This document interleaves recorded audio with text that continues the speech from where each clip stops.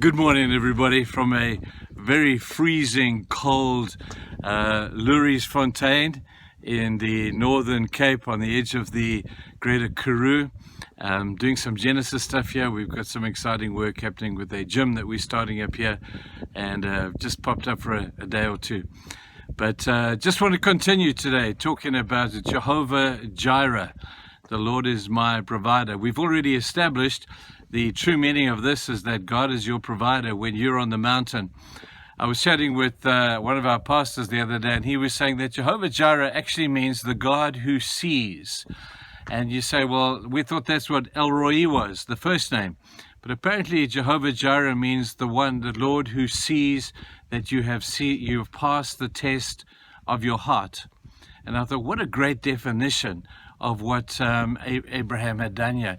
God saw the condition of his heart was so trusting that even though God asked him to do the most difficult of things, he said, Lord, this is not an issue of my head anymore.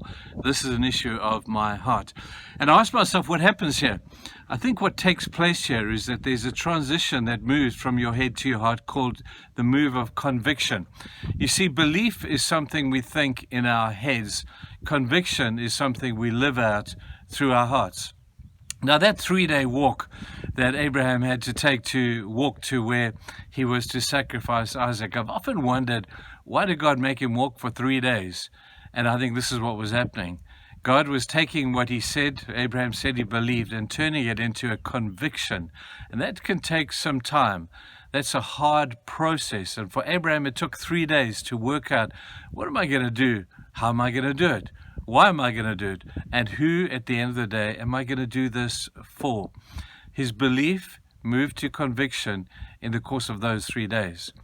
Now, conviction always trumps belief, because sometimes we in our heads we say we believe stuff, but it's only tested at the point of it becoming a conviction. I remember as a kid, and I've used this story before, about the tightrope walker, the guy walking backwards and forwards and pushing a wheelbarrow over the tightrope, and he goes to someone in the crowd as they applaud him, and he says, "Do you believe I could put somebody in this wheelbarrow and push them to the other side?"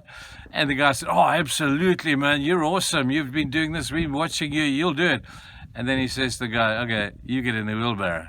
And his challenge was not did he believe he could do it. His challenge was he willing to be trusting this guy to put his life in his hands. And I guess in a way, that's what happened with Abraham. He walked that tightrope, and his belief became conviction over the course of those few days. Now, in Mark chapter 9, we have a beautiful story of a man with a demon-possessed son. And I'm sure you know the story well. And Jesus challenged him on the issue of belief. He said, "Do you believe?" And the man knew what Jesus was saying. He said, "Lord, I've seen you heal. I know you can do this. But Lord, help my unbelief." And what was he saying? He's already said he believed. What he was saying is, Lord, what I need to do is move what I know to my heart. And that belief will now become my conviction. And as that happened, there was a transition of faith that took place. We've got to ask ourselves today, when we talk about Jehovah Jireh, is God just our provider for the sake of our convenience? Or is there a deep, heartfelt acknowledgement that God is who he is, that we love him because of who he is, and not just for what we can get out of him? Because that's what many people think Jehovah Jireh is all about. What can I get from God? That's not what it's about. It's about what God sees in your heart. So today I ask you the simple question, belief, conviction, which one are you moving toward? I really hope, and in my life I guess I've fluctuated between these two things backwards and forwards continually, but I hope that your belief, what you say, you believe in your head, will move to something that distinctly is seen in your life, because it's moved from head to heart, has now become a conviction. I love these thoughts of great men who have had these challenges, those great martyrs of days gone by who said they believed in Jesus, and it was tested at the point of were they willing to lay down their life for Christ. And that was a great test, not of belief anymore. They believed, they saw, they knew, they understood. But now it was a test of conviction. Well, we may not in our country have to lay down our life like that for Christ. It's not a life and death matter for us, but it certainly is in a spiritual sense. Conviction trumps belief at every turn. I hope you'll find that to be true.